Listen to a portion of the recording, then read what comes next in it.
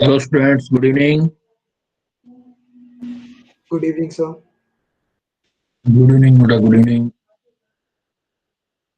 बच्चों देखो, हम सरफेस केमिस्ट्री वाला चैप्टर था वो कर रहे थे, और लास्ट क्लास में इसका फर्स्ट पार्ट मैंने आपको करवाया था। We were on completion of surface chemistry part, जो सरफेस केमिस्ट्री वाला था specially. And second part is the colloidal states of matter. इसका जो सेकंड पार्ट है वो कोलाइडल सॉल्यूशन है। और जैसा वो इजी सा टॉपिक था वैसा ये भी है, सारा थियोरेटिकल टॉपिक है आपका। तो लेट वी स्टार्ट। देखो यहाँ पर हम स्टार्ट ले रहे हैं कोलाइडल स्टेट्स ऑफ मैटर। कोई भी अगर मैटर होता है, कोई भी मटेरियल, किसी भी मटेरियल का, को हम कोलाइडल स्टेट कब बोलते हैं। सबसे पहले क्या है कि ये कोलाइडल स्टेट का इंट्रोडक्शन देने के लिए एक साइंटिस्ट आए थे जिनका नाम था थॉमस ग्राम।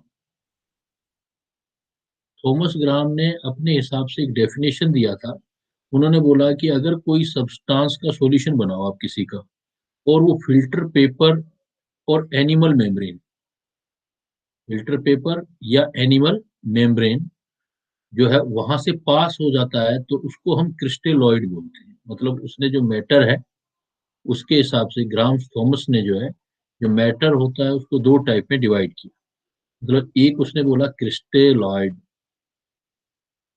जो छोटे पार्टिकल होते हैं तो उसको क्रिस्टेलॉइड बोला उसने।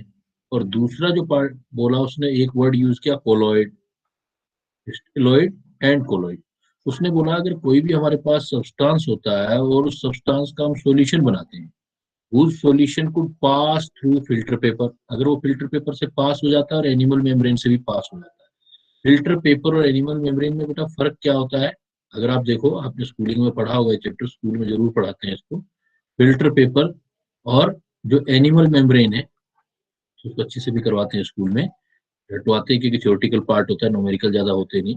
तो फिल्टर पेपर और एनिमल मेम्ब्रेन में फर्क बेटा इतना होता है कि फिल्टर पेपर में जिस मटेरियल का बना होता है उसके पोर कुछ बड़े होते हैं। फिल्टर पेपर में अगर कोई चीज करोगे तो बड़े पार्टिकल भी फिल्टर हो जाएंगे। और एनिमल मेम्ब्रेन जो कंपेरेटिवली होती है उसके पोर, एनिमल मेम्ब्रेन जैसे हमारी स्किन है, तो हमारी स्किन के जो पोर्स होते हैं, जैसे स्वेटिंग वगैरह होती है, तो इसका मतलब स्पोर तो है हमारी बॉडी के अंदर, लेकिन वो छोटे पोर होते हैं। तो एनिमल मेम्ब्रेन के अंदर जो पोर होते हैं वो छोटे होते हैं। मतलब ये एक फिल्टर पेपर की तरह ही काम करती है एनिमल मेम्ब्रेन। और फिल्टर पेपर जो नॉर्मल कागज वाला फिल्टर पेपर होता है उसके पोर बड़े होते हैं। उसने बोला कि अगर किसी सब्सटेंस का हम सॉल्यूशन बनाएं और वो सॉल्यूशन अगर दोनों से पास हो जाए, फिल्टर पेपर से भी पास हो जाए, एनिमल मेम्ब्रेन से, मतलब उसका पार्टिकल जो है बहुत छोटा हो, सॉल्वेंट के अंदर वो बहुत छोटे छोटे पार्टिकल्स में डिवाइड हो जाए, जिससे क्या है कि दोनों के अंदर ये पास हो जाए, ये दोनों में से निकल जाए, इधर से भी इधर से भी, तो उसको उसने बोला क्रिस्टेलॉइड। ऐसे सॉल्यूशन को, जो सॉल्यूशन बना के देखा उसने। और उसने बोला कि अगर किसी सब्सटेंस का हम सॉल्यूशन बनाएं, लेकिन वो क्या है कि सिर्फ इससे क्रॉस हो जाए, लेकिन इधर वाले से क्रॉस नहीं हो, एनिमल मेम्ब्रेन से क्रॉस नहीं हो, लेकिन सिर्फ आपका फिल्टर पेपर से हो जाए, मतलब उसका पार्टिकल इसके कंपैरिजन में थोड़ा बड़ा पार्टिकल हो। जैसे क्या है, बड़े पोर से तो नीचे गिर जाए, और जो छोटे पोर है उसको क्रॉस नहीं कर पाए किसी सब्सटेंस का मटेरियल, तो उसको उन्होंने कोलॉइड दिया।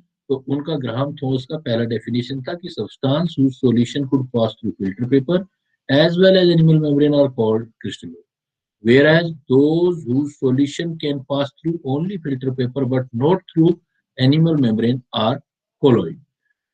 इस हिसाब से उन्होंने डेफिनेशन किया, बट ये डेफिनेशन बहुत ज्यादा नहीं चल पाया, बिकॉज एक ही सब्सटेंस के पार्टिकल किसी सॉल्वेंट में छोटे होते हैं, मतलब क्रिस्टलॉइड का काम कर सकता है, और किसी सॉल्वेंट में बड़े भी हो सकते हैं। जैसे आपने एग्जांपल देखा होगा, सपोज NaCl है। NaCl जानते हो ना बेटा सभी आप लोग? NaCl मतलब नमक होता है ना, NaCl सॉलिड होता है बेटा।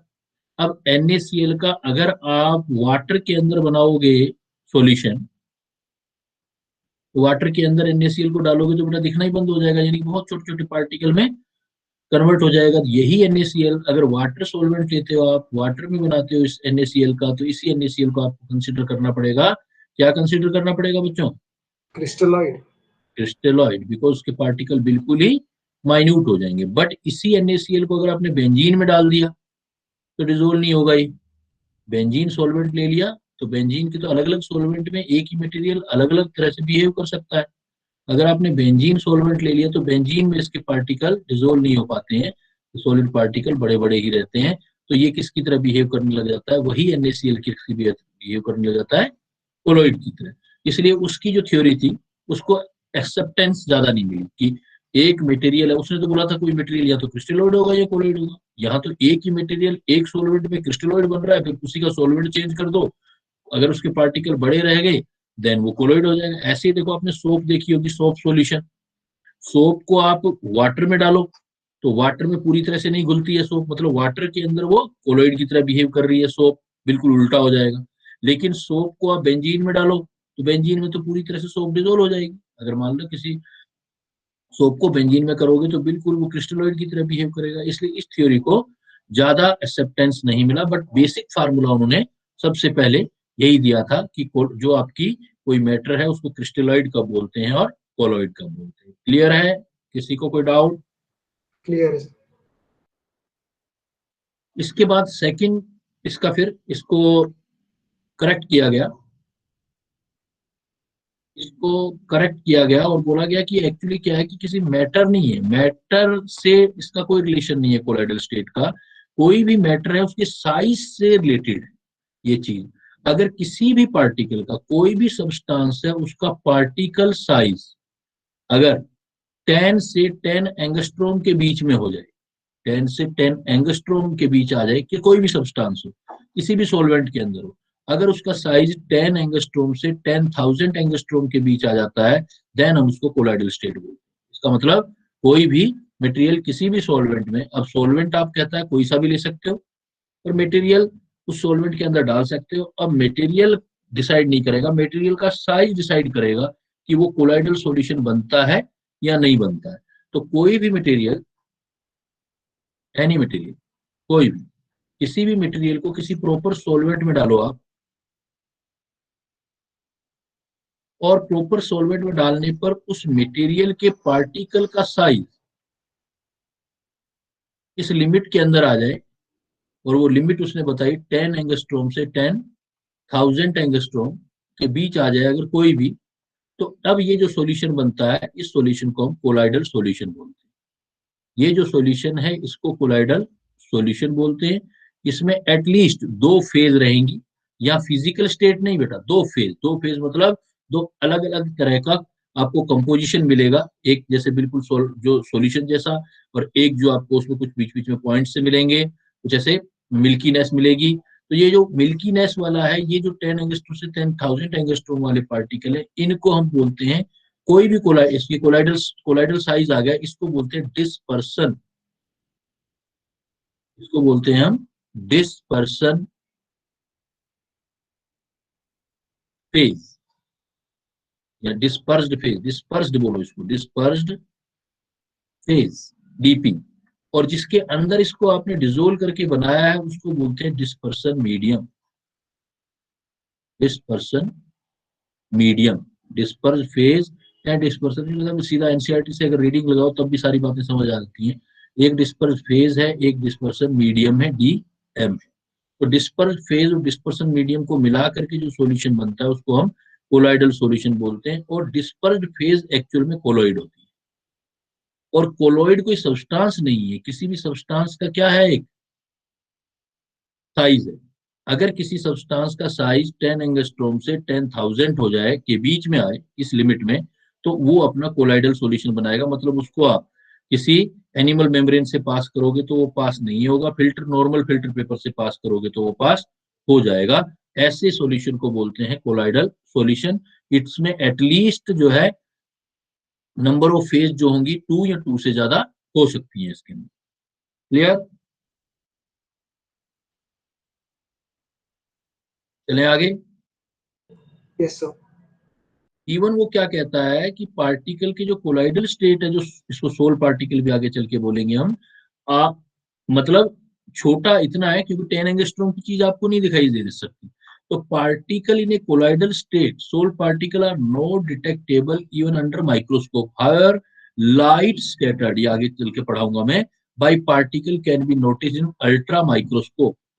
अल्ट्रा माइक्रोस्कोप से स्कैटरिंग कर सकते हो फिर देख सकते हो, लेकिन अंडर माइक्रोस्कोप, जर्नल माइक्रोस्कोप से आप नहीं देख पाते हो। और कोलाइडल पार्टिकल जो हो सकते हैं इन पे चार्ज जनरली जो होता है यूजुअली चार्ज होता है, या तो ये पॉजिटिव चार्ज या नेगेटिव, इवन न्यूट्रल भी हो सकते हैं, बट यूजुअली ये पॉजिटिव पार्टिकल या नेगेटिव पार्टिकल। अभी तो हमें सिर्फ इस पॉइंट पे we will give emphasis only on that point कि colloidal state is the matter of size of any material, any substance, any material whose size lies between 10 angstrom to 10,000 angstrom in a particular solvent, then it is known as colloidal state and total solution is known as colloidal solution.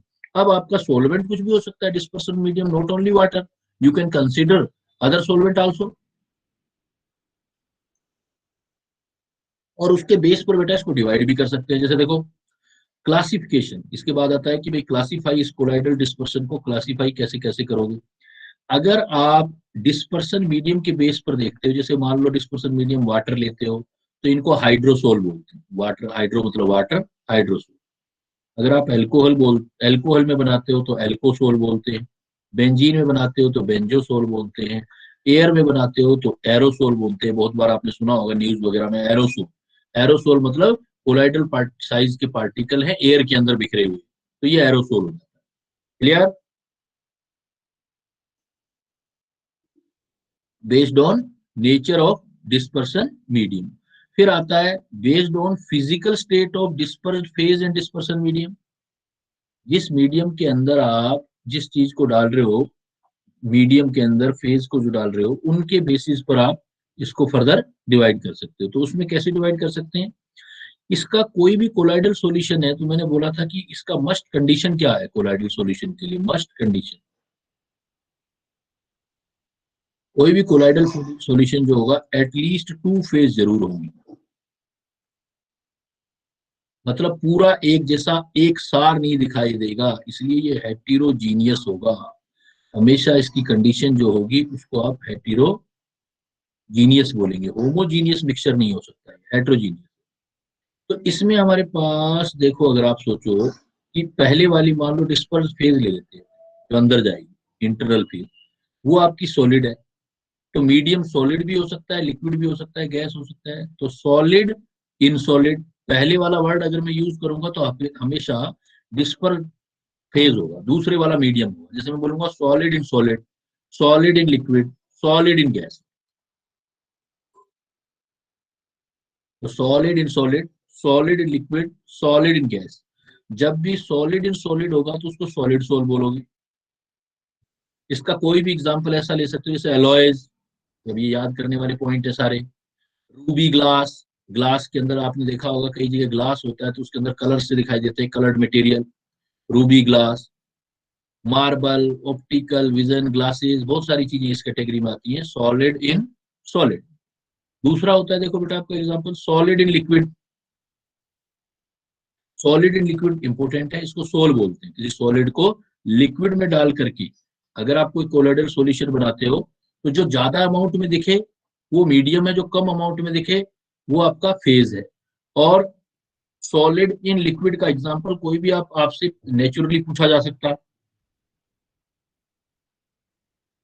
जिसमें आपको solid कम नजर आ रहा हो, liquid ज्यादा नजर आ रहा हो, वो सोल में आएंगे। जैसे इसके एग्जांपल ले सकते हो मडी वाटर, कीचड़ जो होता है जिसको मडी वाटर बोलते हैं, तो उसमें पानी ज्यादा होता है और दूसरा मटेरियल होता है जो जो भी होता है मिट्टी वगैरह, तो मडी वाटर। तो ये इस तरह के इसमें आपका आ जाता है। जैसे एग को प्रोटीन, प्रोटीन को वाटर में मिला दो, सोल ऑफ प्रोटीन, स्टार्च, इन सब के जो मटेरियल होते हैं वो इस कैटेगरी के अंदर आ सकते हैं। तीसरा देखो आपने एग्जांपल दिया सॉलिड इन गैस। अगर सॉलिड इन गैस है तो इसको एरोसोल ऑफ सॉलिड बोलते हैं। जैसे इसमें गैस ज्यादा होनी चाहिए, सॉलिड कम, तो गैस ज्यादा होगी तो ये उड़ती हुई मिलेंगी चीजें, आपको फ्लाई करती हुई मिलेंगी, एक जगह से दूसरी जगह जाती हुई मिलेंगी, लेकिन उसके अंदर जो है सॉलिड पार्टिकल होनी चाहिए। जैसे स्मोक, स्मोक स्टॉर्म, तूफान आता है, हवा एक जगह से दूसरे जाती है लेकिन अंदर डस्ट के पार्टिकल होते हैं। स्मोक, धुआं जो होता है अंदर कार्बन के पार्टिकल होते हैं सॉलिड, लेकिन एक जगह से दूसरी जगह उड़ रहा है, इसका मतलब गैस ज्यादा है। तो solid in solid, solid in liquid, solid in gas. इसी टाइप से फिर दूसरी कैटेगरी कर सकते हो। देखो आप, अगर मान लो आप लिक्विड कंसिडर करो, अगर आप लिक्विड देखते हो तो liquid in solid, liquid in liquid and liquid in gas. Liquid in solid में लिक्विड कम सॉलिड ज्यादा। जब लिक्विड कम सॉलिड ज्यादा होता है, जैसे जेल होती है बालों में लगाने वाली जेल, तो उसमें क्या होती है, वो एक डालडा घी जैसी होती है, मतलब सॉलिड ज्यादा होता है और लिक्विड कम होता है। जो भी इस तरह की चीज आती है उसको जेल कैटेगरी में आप, ये भी इंपॉर्टेंट है, जेल कैटेगरी में डाल सकते हैं। लिक्विड इन सॉलिड मतलब जेल। जेल में हमेशा जेली टाइप होंगी, और जेली में जैसे कर्ड टाइप है, जैसे इस तरह के सॉलिड ज्यादा होगा, लिक्विड कम होगा। फिर होता है एक लिक्विड इन लिक्विड, इसको बोलते हैं अमल्सन। लिक्विड इन लिक्विड ये एक्चुअली हमेशा वाटर एंड फैट का, वाटर एंड ऑयल का कॉम्बिनेशन होगा, हमेशा वाटर एंड ऑयल या फैट का कॉम्बिनेशन होता है, जिसमें ऐसी दोनों चीजें हैं, उसको एम्बल्सन बोलते हैं। जैसे बटर है, बटर मतलब ये वाला बटर नहीं जो हम घरों में आता है हमारे, ये तो काफी टाइट होता है, ये तो आर्टिफिशियल है। नेचुरल बटर जो श्री कृष्ण जी खाया करते थे, वो वाला बटर। बटर है, मिल्क है, कॉस्मेटिक प्रोडक्ट होते हैं, ब्लड होते हैं, ये एमल्सन है। लिक्विड इन लिक्विड, तो liquid in solid, liquid in liquid, liquid in liquid को एमल्सन बोलते हैं। And liquid in gas, liquid in gas, liquid in gas वाला ये एग्जांपल रहा, लिक्विड इन गैस। अब लिक्विड इन गैस का एग्जांपल देखो, इन दिनों आजकल आप देखते हो फोग होता है, गैस है तो गैस का मतलब बह रही होगी चीज, लेकिन उसके अंदर डस्ट पार्टिकल नहीं होंगे, उसके अंदर मॉइस्चर होगी, लिक्विड होगी उसके अंदर। तो इसके एग्जाम्पल देख सकते हो, जैसे फॉग, मिस्ट, क्लाउड, ये इस तरह के एग्जाम्पल। उड़ रहे हैं इसका मतलब एयर ज्यादा है, लेकिन जब आपके चेहरे पर या बॉडी पर लगती है तो आपको गीला गीला लगता है, इसका मतलब मॉइस्चर है उसके अंदर। तो इस टाइप के एग्जाम्पल हो सकते हैं। फिर देखो, फिर तीसरा पॉइंट हो सकता है गैस। तो gas in solid, gas in liquid, लेकिन कभी भी गैस इन गैस जो है वो कंसिडर नहीं करोगे, वो नॉट कोलॉइड, क्योंकि वो होमोजीनियस मिक्सचर होता है। एक गैसेज दूसरे गैसेज में होमोजीनियस मतलब पूरी तरह से मिक्स हो जाती है, एकसार हो जाती है, इसलिए जो गैस इन गैस है वो कभी भी कोलाइडल सॉल्यूशन का पार्ट नहीं होता। इस टाइप से आप टोटल देखेंगे, टोटल आपको फिजिकल स्टेट के बेस पर देखेंगे तो 8 कैटेगरी मिलेंगी total. Solid in solid, solid in liquid, solid in gas, फिर liquid in solid, liquid in liquid, liquid in gas, फिर gas in solid, gas in liquid, but not gas in gas. तो ये second classification हो गया। पहला classification आपने solvent के base पे देखा, दूसरा क्लासिफिकेशन आप जो देख रहे हो ये किसके बेस पर देख रहे हो, ये आप dispersion phase, dispersion medium. Physical state, dispersion phase, dispersion medium नहीं, डिस्पर, क्योंकि इस चैप्टर का ज्यादा फायदा आपको किसमें होने वाला है, आपको जो बोर्ड या के एग्जाम होंगे उसमें होने वाला है।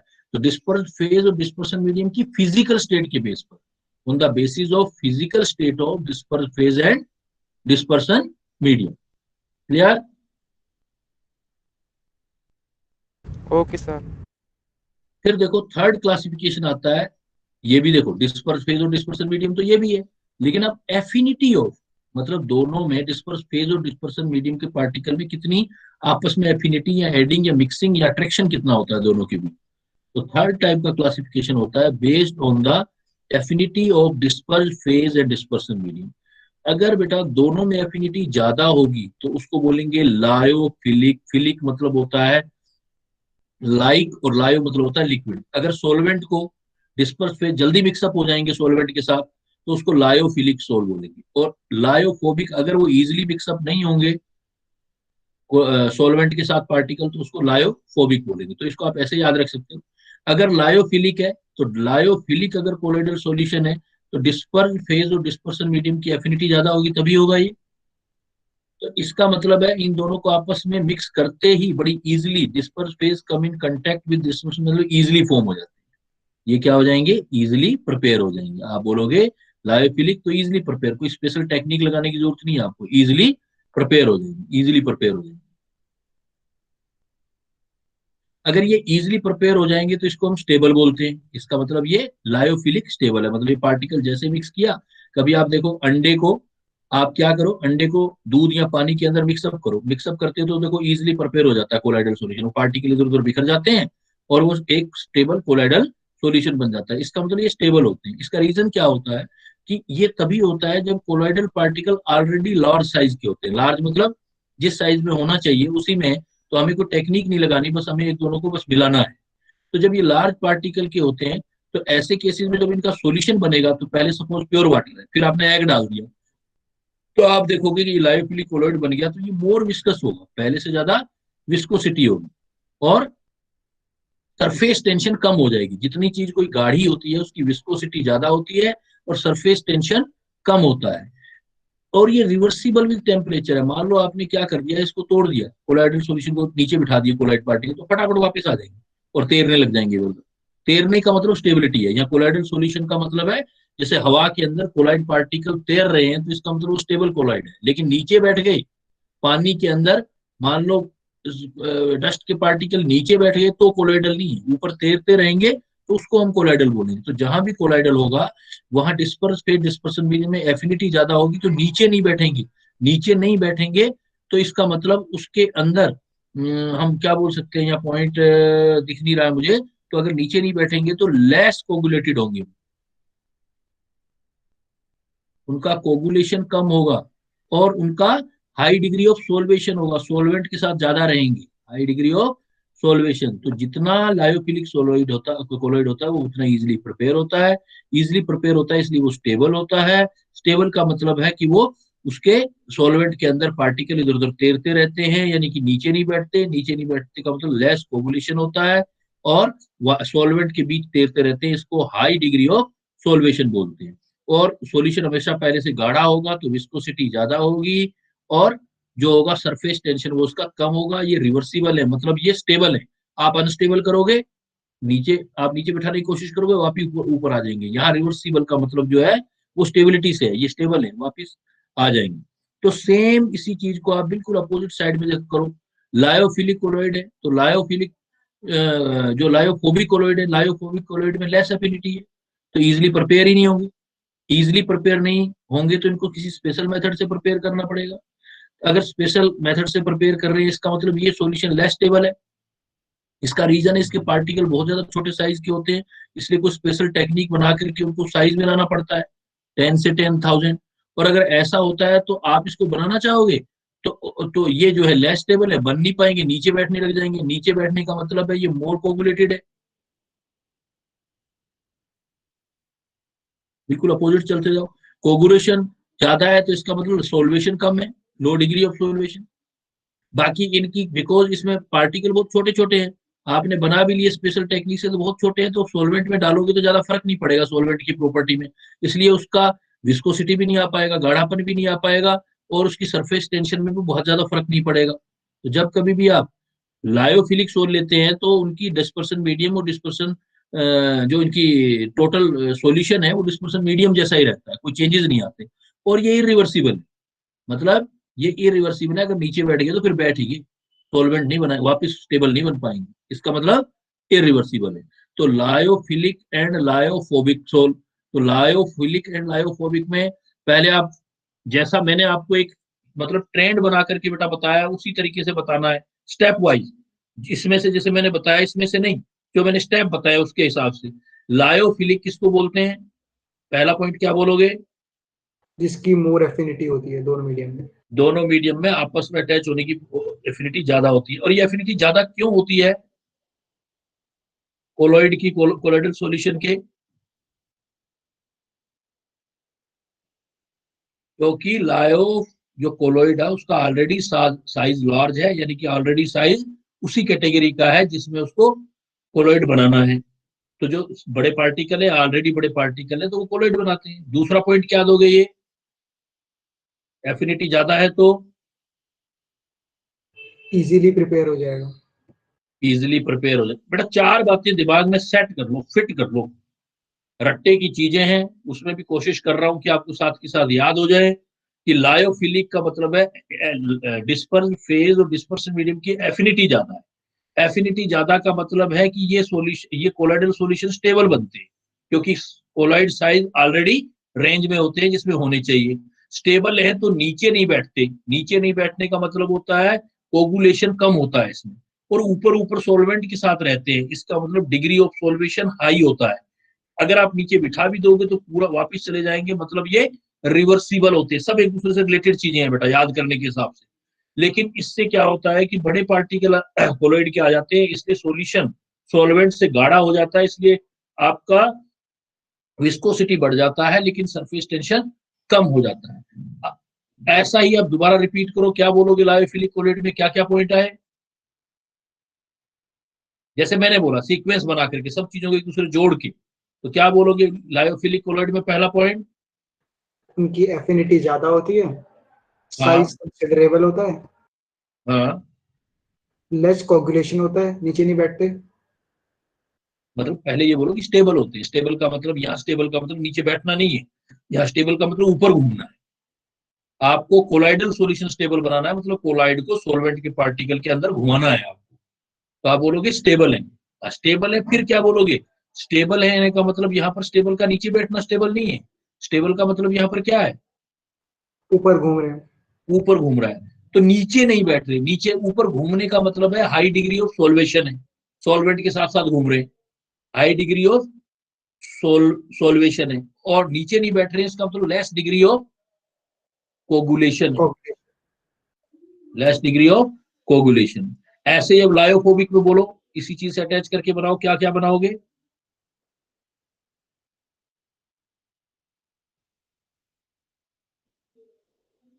लायोफोबिक में क्या पॉइंट बोलोगे आप?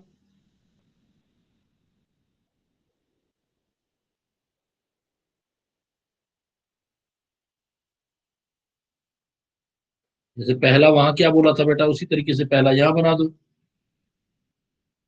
सर लेस एफिनिटी होती है। लेस एफिनिटी होती है, बिल्कुल सही। लेस एफिनिटी है तो क्या होगा? साइज इक्वल नहीं होते। साइज मतलब कोलॉइड का साइज बहुत छोटा होता है, इतना होना चाहिए उतना नहीं होता। इससे क्या फर्क पड़ता है? कोगुलेशन मोर होता है। नीचे बैठ जाते हैं, कोगुलेशन मोर होता है। कोगुलेशन मोर होने से लेस स्टेबल बनते हैं। लेस स्टेबल बनते हैं। लेस स्टेबल का मतलब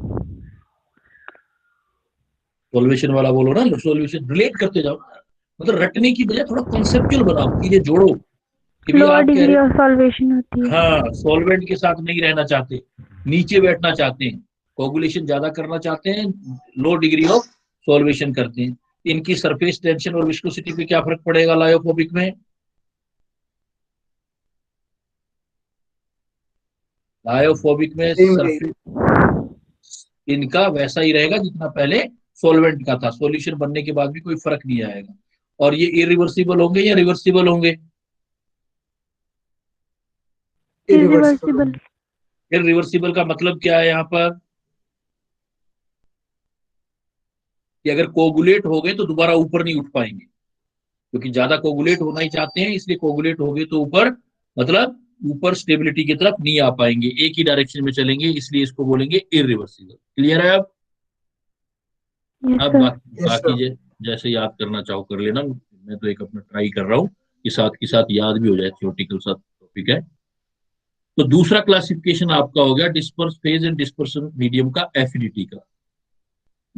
कुछ ऐसे नोट्स भी देते जा रहे हैं बेटा, देखो जैसे लायोफोबिक सोल है, उसको आप सस्पेंसोइड या एक्सट्रेंसिक सोल भी बोलते हो लायोफोबिक को, और लायोफिलिक को आप इंट्रेंसिक सोल या इमल्सॉइड भी बोलते हो।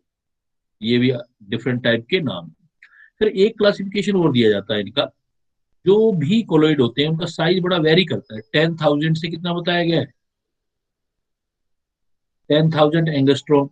अगर 10 से भी छोटा आ जाए तो ट्रू सॉल्यूशन होता है, 10,000 से भी साइज बड़ा हो जाए तो फिर पत्थर की तरह नीचे ही बैठ जाएगा, सस्पेंशन होते हैं। लेकिन फिर भी एक बड़ी रेंज दिख रही है, देखो आपको कोलॉइड जो पार्टिकल होते हैं उनका साइज 10 एंगस्ट्रॉम से 10,000 होता है। इनमें क्या है कि जो ऑलरेडी बड़ी रेंज की तरफ होते हैं 10,000 में, उसको बोलते हैं मैक्रोमोलिकुलर कोलॉइड। और जो छोटे छोटे होते हैं, बहुत छोटे होते हैं, 10 से भी छोटे होते हैं, इकट्ठे होकर के इस रेंज में आ पाते हैं, उनको हम, जैसे देखो एक कोई भी एटम होता है, एक एटम 1 एंगस्ट्रॉम का होता है, लेकिन एटम का सोल तैयार करना है तो 1 एंगस्ट्रॉम 1 एंगस्ट्रॉम 1 एंगस्ट्रॉम के बहुत सारे पार्टिकल इकट्ठे करने हैं, तो उसको बोलते हैं मल्टी मोलिकुलर सोलोइड कोलोइड। मतलब हम मोलिक्यूल के साइज पर, मोलिक्यूल का मतलब कोई भी स्पीसीज है, एटम भी हो सकता है, मोलिक्यूल भी हो सकता है, मोलिक्यूल के साइज के बेस पर हम अगर बहुत छोटे छोटे एटम्स एग्रीगेट करके कोलॉइड साइज को गेन करते हैं, aggregate of atom of small molecule with diameter इतना, अगर ये इकट्ठा होते हैं, जैसे गोल्ड है, गोल्ड का सोल तैयार करना है आपको, सल्फर का सोल तैयार करना है, तो एटम मिलकर के सिल्वर का सोल तैयार कर रहे हैं, आंखों के लिए अच्छा होता है, आईज के लिए।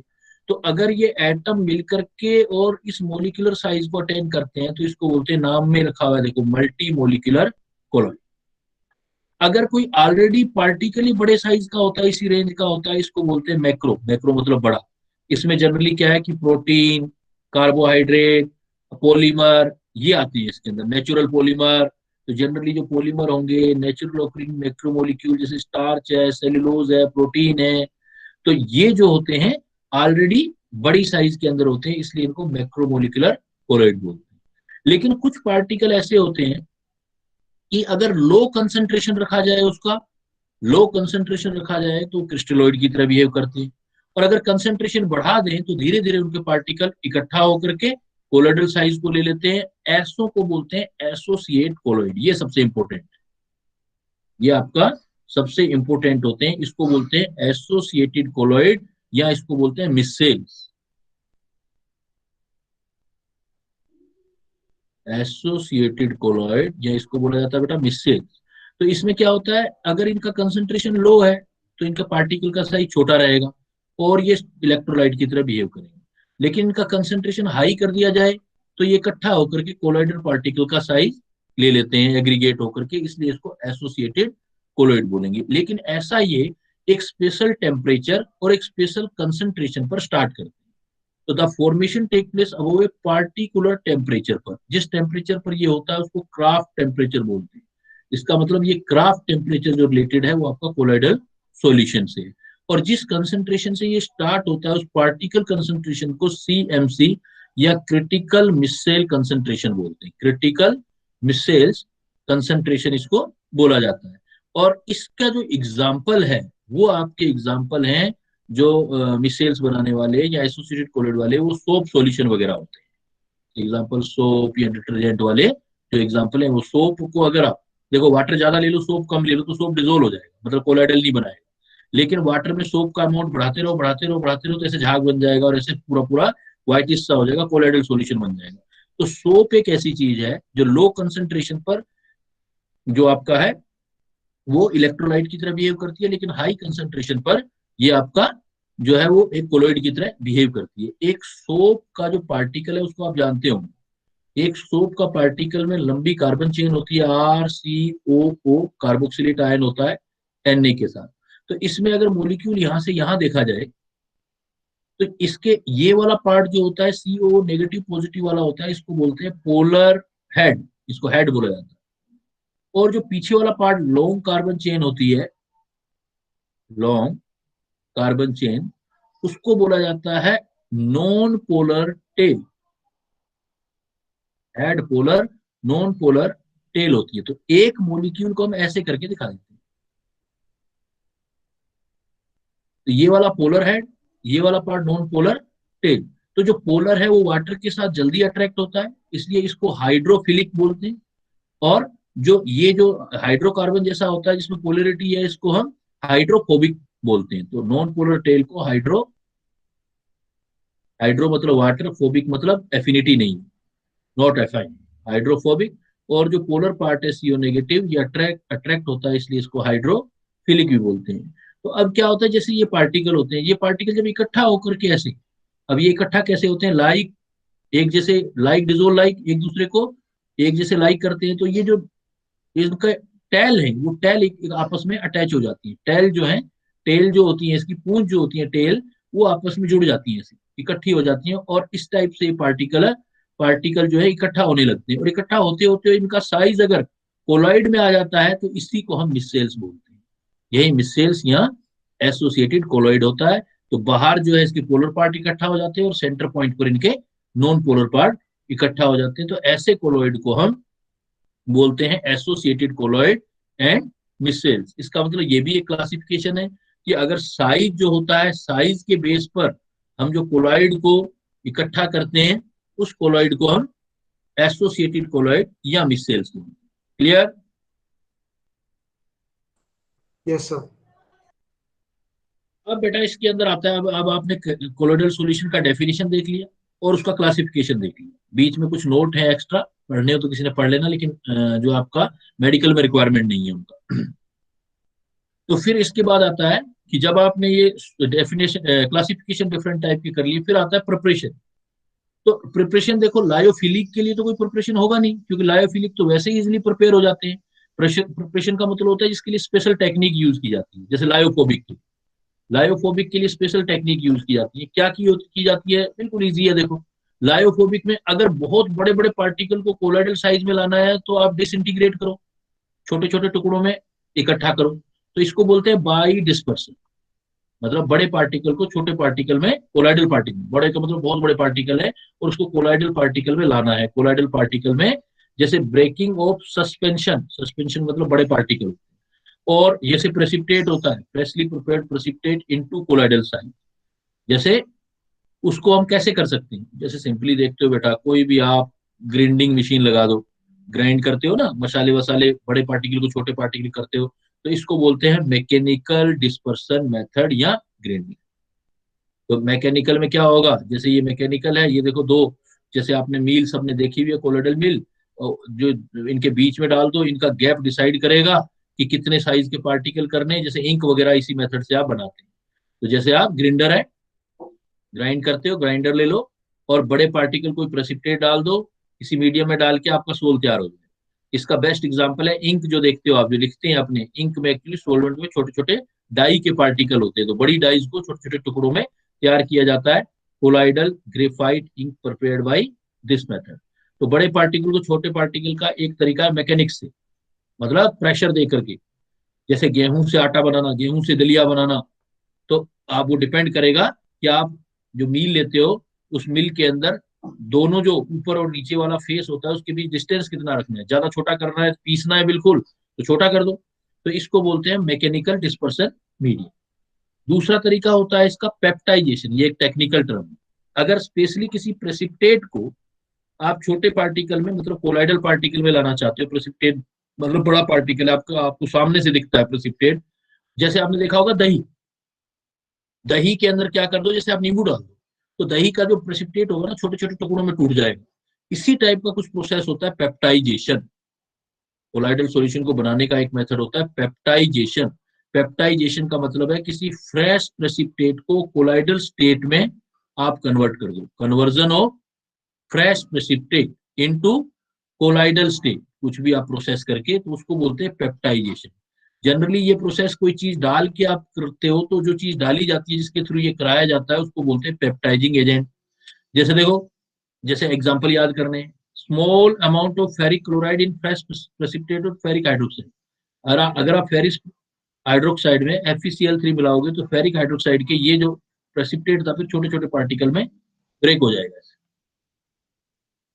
तो ये प्रोसेस क्या हुआ, अगर आप किसी भी पीपीटी को, प्रेसिपिटेट को कोलाइडल पार्टिकल में कन्वर्ट करते हो किसी की प्रेजेंस में, देन आपका ये पेप्टाइजेशन हो जाता है। इस प्रोसेस को बोलते हैं पेप्टाइजेशन। तो पहला मैकेनिकल मेथड, दूसरा पेप्टाइजेशन, थर्ड है बेटा कोई भी केमिकल रिएक्शन, जैसे ऑक्सीडेशन या रिडक्शन। ऑक्सीडेशन, रिडक्शन, ऑक्सीडेशन किसका करते हो आप, कोलाइडल सॉल्यूशन अगर आपको बनाना है तो ऑक्सीडेशन किसका करोगे। ऑक्सीडेशन देखो, कोलाइडल सॉल्यूशन हमेशा नॉन मेटल के लिए यूज करना है, ऑक्सीडेशन नॉन मेटल के लिए, क्योंकि नॉन मेटल क्या होगा, -2 स्टेट में होगा किसी चीज के अंदर। आपको न्यूट्रल बनाना है तो -2 से 0 न्यूट्रल सोल तक सल्फर का सोल तैयार करना है। तो सल्फर का सोल तैयार करना है तो H2S लेके SO2 गैस पास कर दो, तो आपका सल्फर का सोल मिल जाएगा। तो आपको स्पेशली याद रखना है कि ये जो आप बनाते हो ऑक्सीडेशन प्रोसेस करते हो नॉन मेटल, क्योंकि नॉन मेटल के किसी सब्सटेंस को न्यूट्रल मेटल, नॉन मेटल में कन्वर्ट करना है तो ऑक्सीडेशन करना पड़ेगा। इसी टाइप से देखो रिडक्शन, रिडक्शन हमेशा यूज होगा मेटल सॉल्ट के लिए, क्योंकि मेटल सॉल्ट में मेटल, जैसे AuCl3 गोल्ड है, ऑलरेडी +3 ऑक्सीडेशन स्टेट में, गोल्ड का सोल तैयार करना है, न्यूट्रल बनाना है, तो रिडक्शन।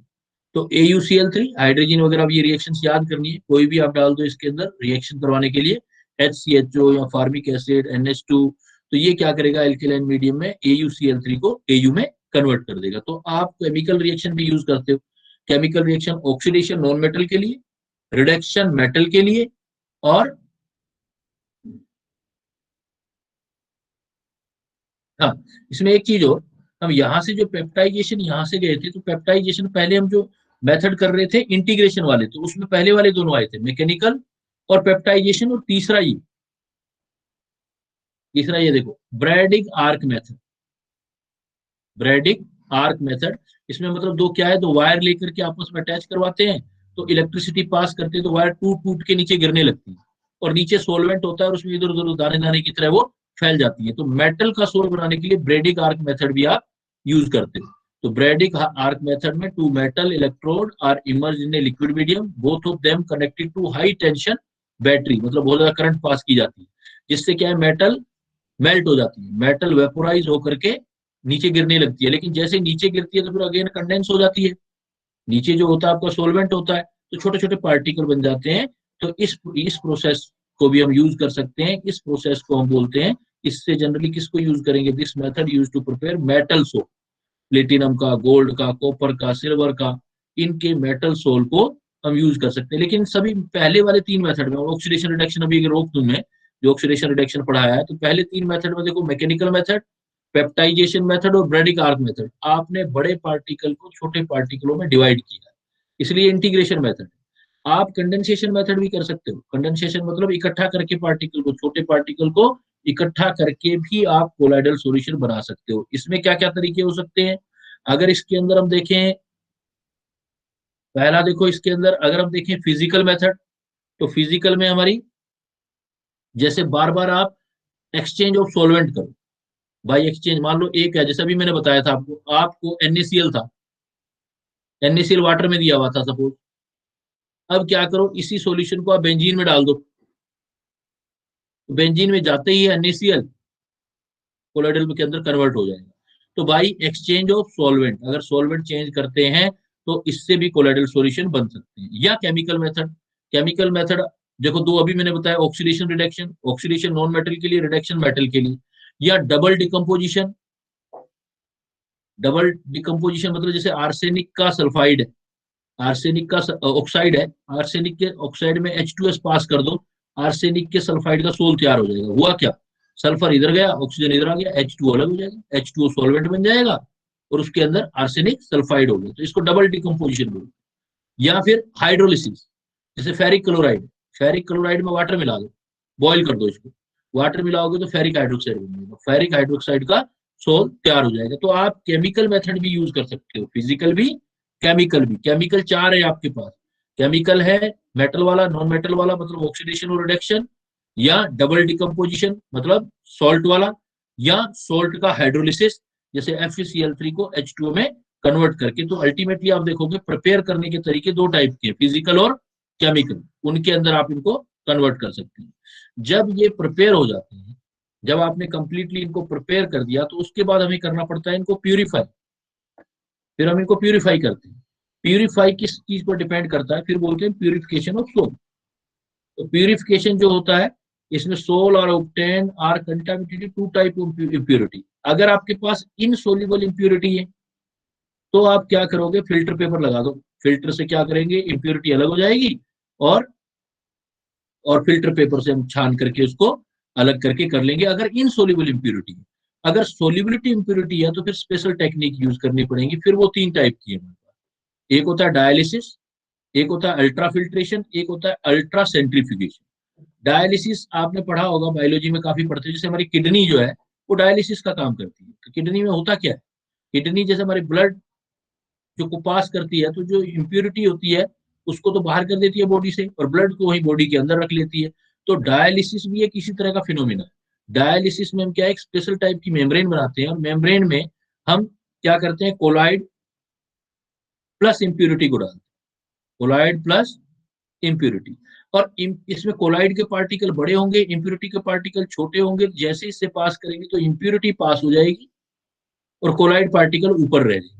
तो इस प्रोसेस को बोलते हैं डायलिसिस। डायलिसिस वहीं से वर्ड आया है, किडनी वाली वर्किंग से। तो the separation of soluble impurity from sol on the basis of their different rate of diffusion through parchment paper, कोई भी parchment paper, known as dialysis. If impurity are of electrolytic, मतलब छोटी है, तो electro dialysis भी prefer कर सकते हैं। अगर आपको तेज करना है, मान लो जल्दी जल्दी कराना है, तो इलेक्ट्रिसिटी की प्रेजेंस में कर दो, तो इसको इलेक्ट्रो डायलिसिस बोल देंगे। तो यहाँ पर आपके कोलॉइड और बाहर की टाइप कोलॉइडल पार्टिकल होंगे, तो आप डायलिसिस कर सकते हो।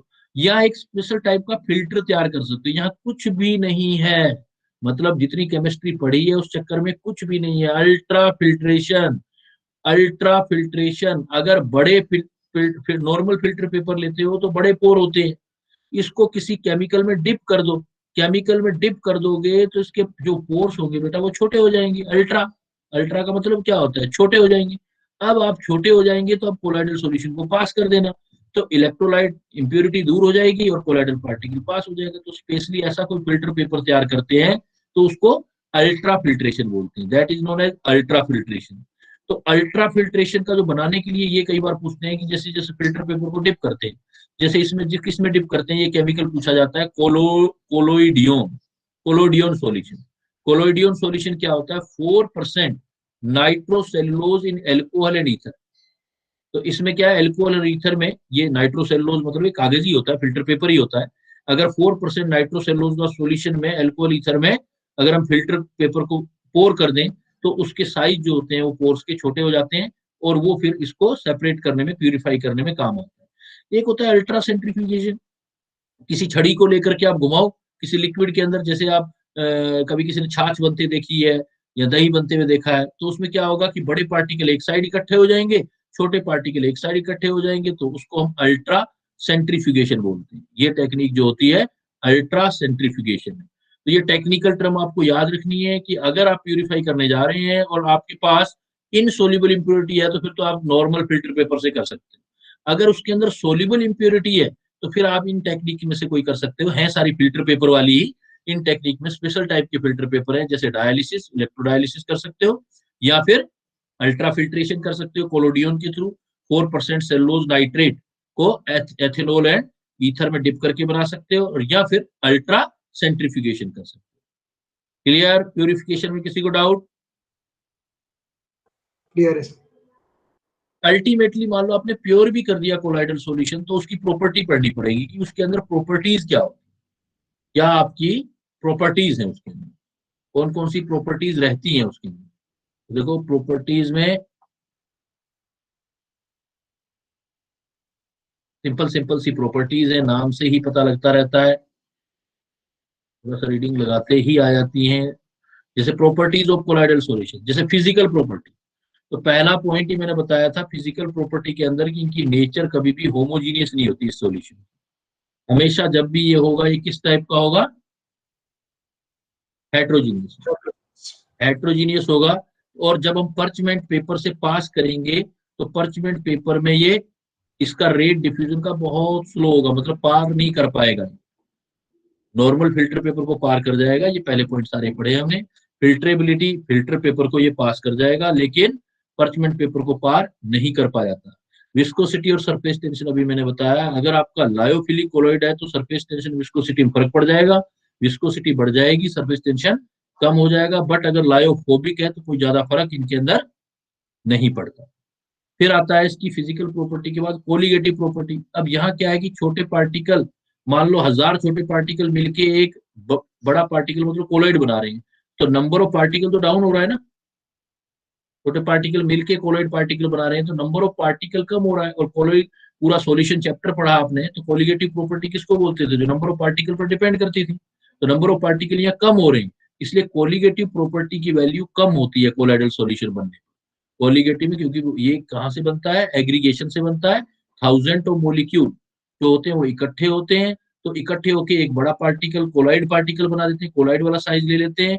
इसलिए आप हमेशा याद रखना कि इसमें कोलिगेटिव प्रॉपर्टी जो होती है डिक्रीज होती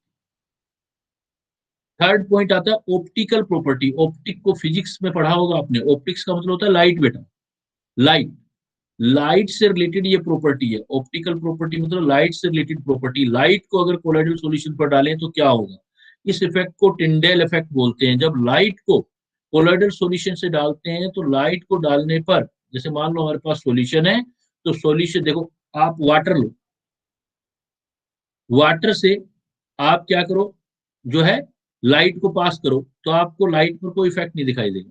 लेकिन अगर आपने लाइट को सोल से पास कर दिया, आपने लाइट को सोर्स से पास कर दिया, तो उसके अंदर उसका लाइट का पाथ बिल्कुल आपको विजिबल दिखाई देगा। ऐसा देख सकते हो आप। ऐसा मान लो आपने सॉल्यूशन लिया, कोलाइडल सॉल्यूशन है, इधर से लाइट आ रही है, लाइट को आपने इधर से देखा, तो जैसे ही लाइट अंदर जाती है तो पार्टिकल के साइज से स्कैटर्ड हो जाती है, और जैसे स्कैटरिंग होती है तो विजिबल हो जाती है। तो अंदर वाले पार्टिकल भी विजिबल हो जाते हैं। कभी बेटा आपने देखा है कोई अंधेरे कमरे में कोई सुराख होता है, लाइट आ रही होती है, तो लाइट को अंदर से देखते हो तो लाइट जहां जहां से जा रही होती है उसका पाथ क्लियर कट दिखाई देता है। इवन डस्ट के पार्टिकल भी आपको उड़ते हुए दिखाई देते हैं उसमें। तो इसको बोलते हैं स्कैटरिंग। ये जो लाइट जाती है इसको टिंडल इफेक्ट बोलते हैं, बिकॉज ये जो आपका लाइट का पाथ दिखाई देता है ये आपका क्लियर कट दिखाई देता है अगर सोल पार्टिकल से पास करते हैं। तो क्या हुआ, a beam of rays on passing through a colloidal solution, scattering of light by soul particle in all direction gives rise to a bright glowing cone when looking as it sideways। Side से देखोगे तभी कौन दिखाई देगा, ऊपर से कुछ नहीं दिखाई देगा, बिकॉज यहाँ फिजिक्स काम करेगी, स्कैटरिंग थीटा पर डिपेंड करती है। इस इफेक्ट को कहते हैं Tyndall effect. Simply if light is passed through the colloidal solution then its paths become luminescent, its paths become luminescent, its paths become visible। इसका पाथ, लाइट का पाथ कहां से, कोलाइडल सॉल्यूशन से। एंगल पर आप सामने से 90 डिग्री पे ऊपर से देखोगे नहीं, लेकिन उस सॉल्यूशन के साइड में से देखो आप, तब आपको ये दिखाई देगा। बिकॉज ऐसा क्यों होता है, due to scattering of light. ऐसा क्यों होता है, रीजन पूछा जाएगा कि टिंडल इफेक्ट क्यों होता है, तो आंसर क्या दोगे आप, due to scattering of light. और जो स्कैटरिंग ऑफ लाइट है बेटा फिजिक्स में पढ़ा होगा, वेवलेंथ ऑफ लाइट पर डिपेंड करेगा। ये इस फार्मूले से डिपेंड करता है 1/λ/4। तो लैम्डा 4 है, तो इसलिए जिसका लैम्डा ज्यादा होगा बेटा उसकी स्कैटरिंग कम होगी, जिसका लैम्डा ज्यादा उसकी स्कैटरिंग कम। जैसे VIBGYOR इलेक्ट्रोमैग्नेटिक रेडिएशन में चले जाओ आप, अगर इस तरफ जाओगे रेड कलर की तरफ जाओगे तो इसका लैम्डा ज्यादा है, लैम्डा ज्यादा है तो इसकी स्कैटरिंग क्या होगी, कम। इसलिए डेंजर के साइन, स्कैटरिंग कम होगा तो डेंस होगा, दूर से दिखाई देगा। लेकिन जैसे ब्लू कलर है, देखो ब्लू कलर का लेमडा कम है, लेमडा कम है तो इसकी स्कैटरिंग ज्यादा। तो किसी चीज को, आसमान को या किसी पानी को, समंदर को खड़े होके देखो, दूर दूर तक आपको ब्लू दिखाई देता है, बिकॉज स्कैटरिंग ज्यादा होती है। तो जिसका लेमडा कम उसकी स्कैटरिंग ज्यादा। साइज ऑफ पार्टिकल भी इफेक्ट डालता है। अगर साइज डिस्पर्स्ड फेज का जो है बड़ा है, larger size of dispersed phase है, तो स्कैटरिंग ज्यादा होगी, और इसलिए लायोफोबिक जो है ज्यादा स्कैटरिंग करते हैं। और इवन जो मीडियम है आपका, डिस्पर्स फेज और डिस्पर्सन मीडियम, ये सब स्कैटरिंग के रूल हैं फिजिक्स के, तो उनका जो रिफ्रैक्टिव इंडेक्स है, उसका जो डिफरेंस है, difference in refractive index of disperse phase और डिस्पर्सन मीडियम जो है, अगर वो मोर है, लार्ज है, तो डेल्टा म्यू, जितना डिफरेंस लार्ज है, ये वाला डिफरेंस जो है डेल्टा म्यू जितना लार्ज होगा, स्कैटरिंग कम होगी। पिछले दिनों क्वेश्चन भी आया हुआ था, ये वाला क्वेश्चन डीटो आया था बेटा, कि उसके अंदर पूछा गया था कि रिफ्रैक्टिव इंडेक्स का डिफरेंस,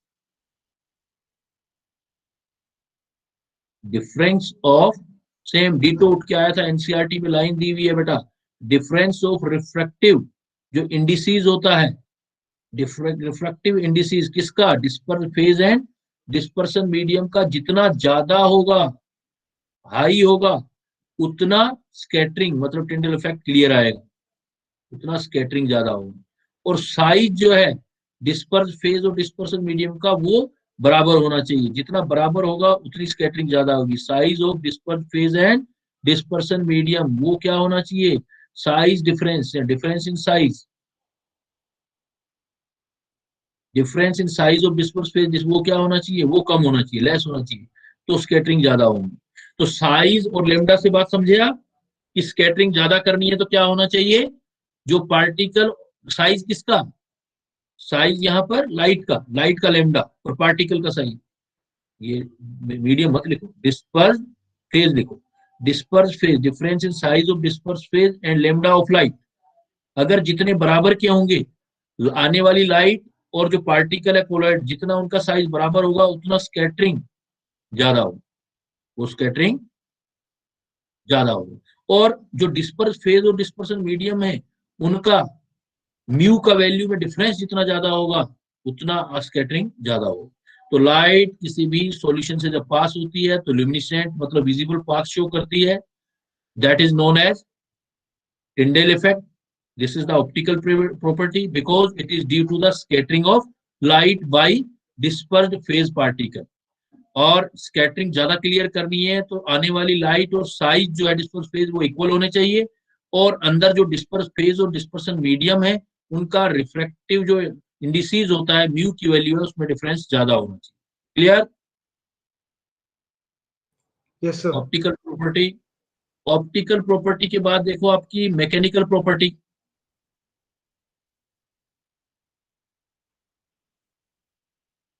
मैकेनिकल प्रॉपर्टी को काइनेटिक प्रॉपर्टी भी बोलते हैं, मैकेनिकल प्रॉपर्टी भी बोलते हैं, और दूसरा नाम इसका ब्राउनियन मूवमेंट भी बोलते हैं, Brownian movement.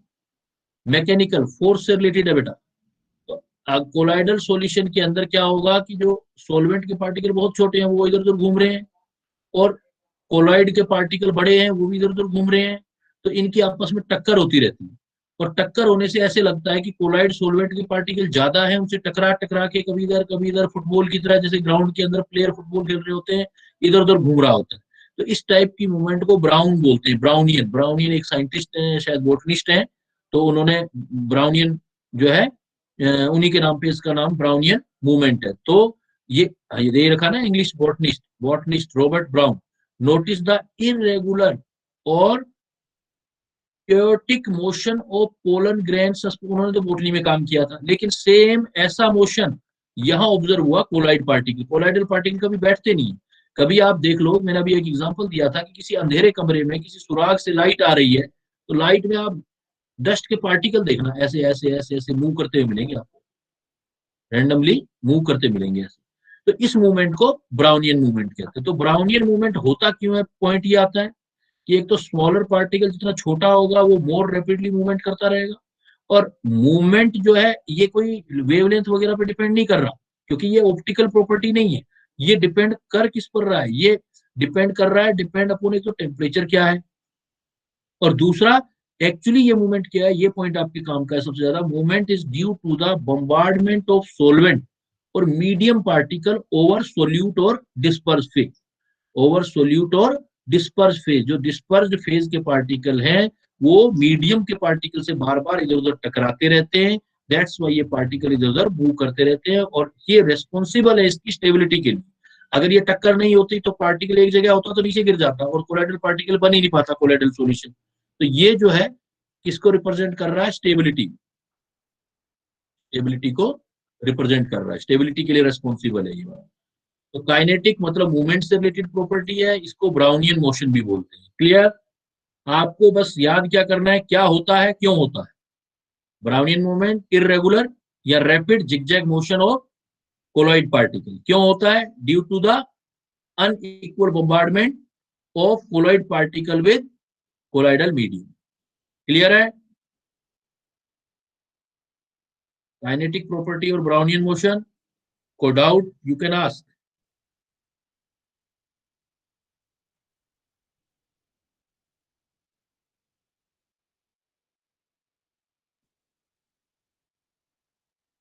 Electrical property, electrical property से पहले हमें यह समझना पड़ेगा कि कोलाइड पार्टिकल पर कोई ना कोई चार्ज होता है।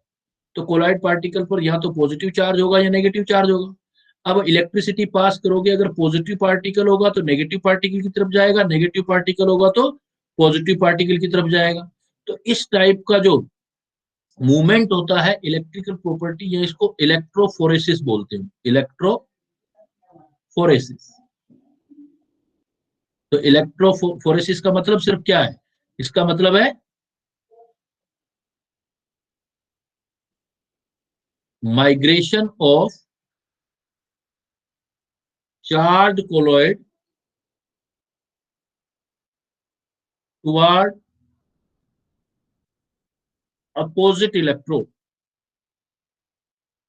Toward opposite electrode, opposite charge electrode, opposite charge electrode is known as electrophoresis. जैसे मान लो नेगेटिव पार्टिकल है, पॉजिटिव पोल है, पॉजिटिव पोल मतलब एनोड है, तो उस पर जाके डिस्चार्ज हो जाएगा, प्लस माइनस होकर चार्ज खत्म हो जाएगा, फिर इकट्ठा होने लग जाएगा। इकट्ठा होने लग जाएगा तो एक तरह से ये इसका प्रेसिपिटेशन बढ़ने लग जाएगा, प्रेसिपिटेशन होने लग जाएगा। तो इसको बोलते हैं electrophoresis. Positive negative, positive colloid negative की तरफ जाएगा, नेगेटिव कोलॉइड पॉजिटिव की तरफ जाएगा। अब इसमें जो है ये किस बेस पर होता है, इसके लिए प्रेफरेंसली एक थ्योरी है कि ये कौन से वाले आयन को अपने ऊपर सिलेक्ट करता है, ये काफी इंपॉर्टेंट है, ये काफी आपका इंपॉर्टेंट है। इस पर काफी क्वेश्चंस बनते हैं आपके पॉजिटिव नेगेटिव कोलॉइड में। अब ये कैसे बनाना है आपने देखो, इंपॉर्टेंट है तो इस पर डिस्कशन दे देता हूं मैं। मान लो आपने AgI का प्रेसिपिटेट बनाना है और AgNO3 लिया और AgNO3 को KI सॉल्यूशन में डाला,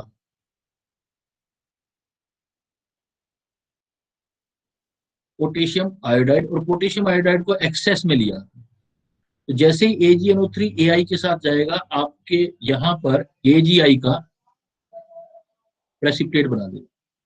अब ये AgI कोलोइडल पार्टिकल में कन्वर्ट होगा, तो ये क्या करेगा, जो एक्सेस में अगर कोई कॉमन आयन, एक्सेस में अगर कॉमन आयन है उसको अपने ऊपर ले लेगा। तो देखो बेटा ये AgI है और एक्सेस में KI है, तो कॉमन आयन कौन सा हुआ, और KI के पॉजिटिव आई नेगेटिव दे सकता है, तो कॉमन आयन क्या हुआ बेटा, AgI और KI में।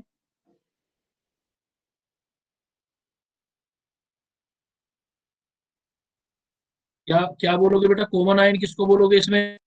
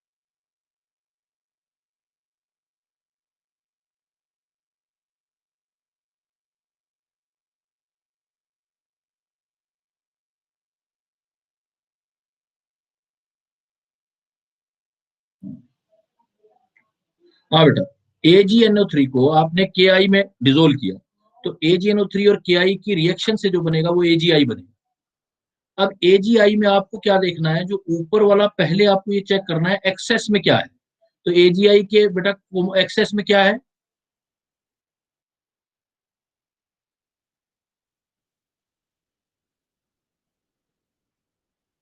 बेटा कोई बोल दो, पढ़ रहे हो या बस ऑन करके और KI। तो KI और AgI में बेटा कॉमन देखना है आपने, KI और AgI के अंदर कॉमन देखना है, कॉमन कौन से वाला है, आई नेगेटिव। आई नेगेटिव, तो AgI आई नेगेटिव मतलब AgI का नेगेटिव कोलोइड बनेगा, AgI का नेगेटिव कोलोइड बनेगा। बट अगर यही रिएक्शन में बिल्कुल ऐसे दे देता कि मैं सॉल्यूशन तो ले लेता AgI का,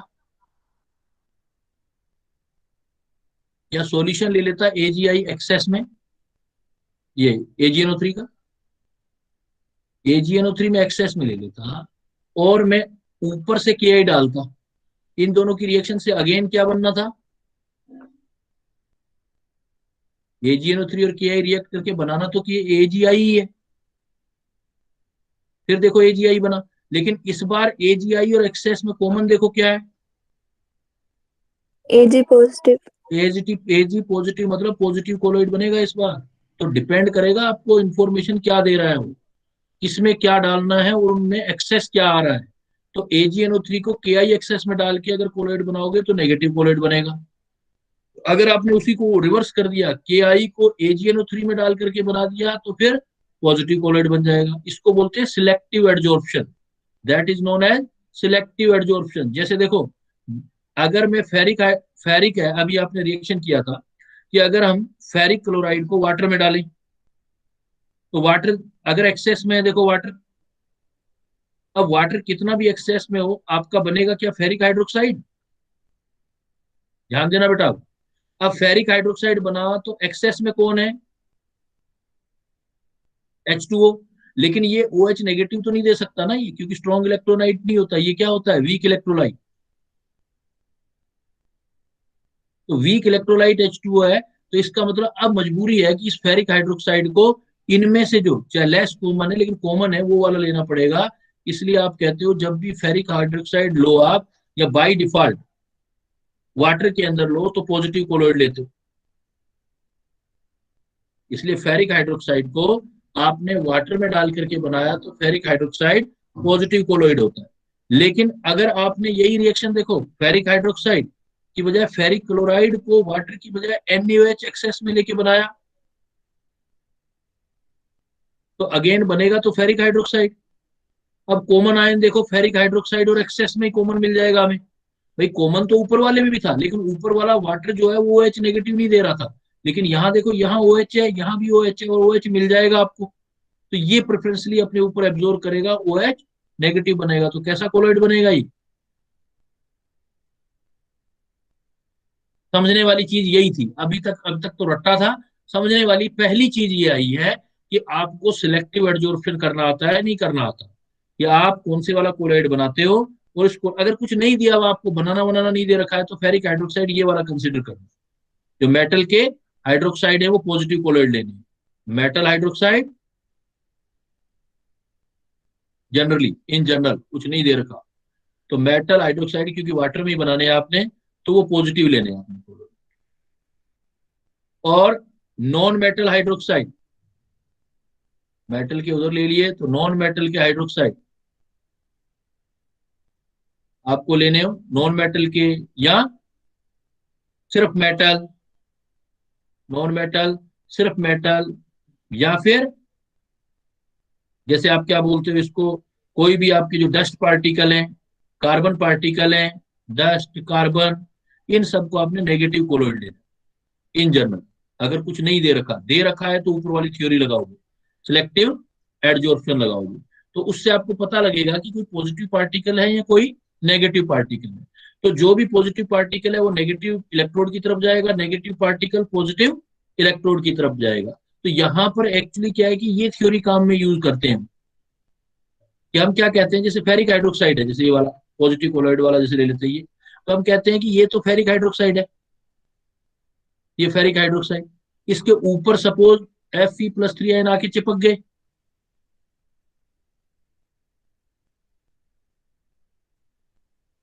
Fe+3 आयन तो चिपक जाएंगे, तो ये जो हो जाएगी ये कॉम्पैक्ट लेयर हो जाएगी। ये कॉम्पैक्ट लेयर है, मतलब इसको फिक्स्ड लेयर बोलते हैं, फिक्स्ड लेयर या कॉम्पैक्ट लेयर बोलते हैं। और दूसरा जो Cl नेगेटिव रहेगा वो इधर उधर घूमते रहेंगे चारों तरफ, ऐसे वो मूव करते रहेंगे, वो आपके Cl जो है वो आपका मूव करते रहेंगे। तो उसको आपने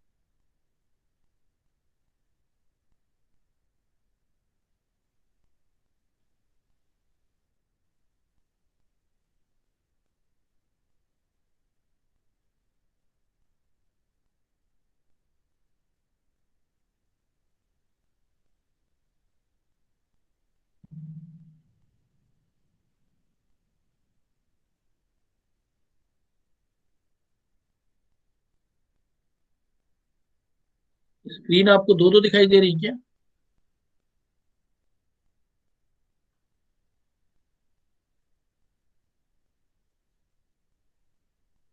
नो सर। एक ही दिखाई दे रही है आपको? Yes sir. में क्या दिखाई दे रहा है स्क्रीन में? सर स्टार्टिंग आ रही है चैप्टर की और इंडेक्स आ रहा है। सर इंडेक्स हो रहा है।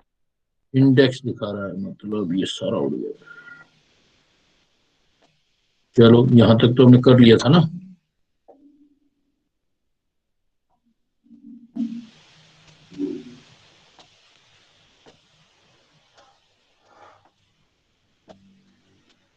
फेस वाला हमारा हो गया था।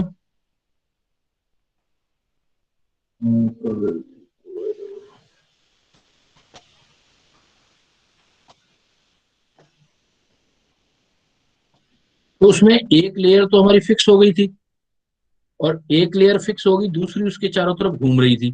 तो पहले वाली लेयर को हम फिक्स बोलते हैं, और दूसरे की लेयर, और हमेशा ये अपोजिट चार्ज लेयर होती है दोनों। और दूसरे वाली लेयर जो होती है वो मोबाइल होती है, वो मूव करती रहती है। तो इन दोनों के बीच में जो पोटेंशियल सेटअप होता है, जहां भी प्लस और माइनस लेयर होंगी, तो उनके बीच फिजिक्स ये कहती है कि पोटेंशियल सेटअप होता है। जो पोटेंशियल सेटअप होता है, यहाँ हम स्पेशल नाम देते हैं उसको उसको बोलते हैं जीटा पोटेंशियल। तो कोई भी कोलाइड पार्टिकल के ऊपर एक लेयर एस्टेब्लिश है, उस लेयर में भी दो लेयर होती हैं, एक पॉजिटिव चार्ज लेयर होती है, एक negative charge layer. Positive charge layer और नेगेटिव चार्ज लेयर के बीच जो हम पोटेंशियल सेटअप करते हैं उसको हम जीटा पोटेंशियल कहते हैं। इसका फार्मूला डायरेक्ट पूछा जाता है आपका, ये भी आपको करना है बेटा, क्योंकि एनसीईआरटी में ये जो है डायरेक्ट दे रखा है जीटा पोटेंशियल वाला फार्मूला ये दे रखा है, ये वाला जो अभी बात कर रहे थे हम, कि जैसे मान लो फेरिक हाइड्रोक्साइड जो है वो आपका पॉजिटिव कोलोइड है, ये वाला फेरिक हाइड्रोक्साइड, और इसके ऊपर पॉजिटिव आयन की एक फिक्स लेयर है। तो इसके चारों तरफ एक दूसरी लेयर होगी, वो डिफ्यूज होगी। वो अगर पॉजिटिव है तो दूसरी वाली नेगेटिव की बनी होगी, तो दूसरी जो होगी लेकिन वो मूवेबल लेयर होगी। और दोनों लेयर के बीच में हम क्या करेंगे, जो पोटेंशियल सेटअप करेंगे, पोटेंशियल डिफरेंस सेटअप होगा अक्रॉस द सरफेस दोनों के बीच, उस पोटेंशियल को हम बोलते हैं इलेक्ट्रोकाइनेटिक पोटेंशियल या zeta potential. Electrokinetic potential, zeta potential, formula भी याद कर सकते हो, जीटा पोटेंशियल 4/नीटा V। 4/नीटा, नीटा है विस्कोसिटी ऑफ मीडियम, V है स्पीड ऑफ कोलाइडल पार्टिकल, और D है डाइलेक्ट्रिक कांस्टेंट। तो जीटा पोटेंशियल बोलते हैं, जो लेयर, दोनों लेयर के बीच जो होता है उसको जीटा पोटेंशियल बोलते हैं। अब पॉइंट वही, अगर पॉजिटिव होगा, इलेक्ट्रिक फील्ड लगाया आपने, तो पॉजिटिव होगा तो माइग्रेशन कहाँ जाएगा, migration of colloidal particle under the influence of electric field होगा। एंड द फिनोमिना को जो बोलेंगे कैटाफोरेसिस या इलेक्ट्रोफोरेसिस। कैटा मतलब कैथोड की तरफ जा रहा है तो कैटाफोरेसिस, इलेक्ट्रिक की प्रेजेंस में करते हो तो इलेक्ट्रोफोरेसिस। जनरली अगर आपके पास कोलाइड के ऊपर कोई ना कोई चार्ज है और आपने उस पर इलेक्ट्रिक फील्ड लगा दिया, तो वो अपने से अपोजिट इलेक्ट्रोड की तरफ जाएंगे, वहां पर डिस्चार्ज हो जाएंगे। जाके डिस्चार्ज जो होंगे, इस डिस्चार्ज होने को हम बोलेंगे कोगुलेशन। तो ये फिनोमिना काम क्या आता है, electrophoresis, determine the nature of charge. Positive होगा तो नेगेटिव इलेक्ट्रोड की तरफ जाएगा, नेगेटिव होगा पॉजिटिव की तरफ जाएगा। और इससे हमें क्या निकाल सकते हैं, जीटा पोटेंशियल कैलकुलेट करते हैं, इलेक्ट्रोकाइनेटिक पोटेंशियल, और इस प्रोसेस को कोगुलेशन बोलते हैं। इसी टाइम पे क्या होता है कि इलेक्ट्रो ऑस्मोसिस, मतलब सोलवेंट के पार्टिकल भी मूव करते हैं। ये मूवमेंट ऑफ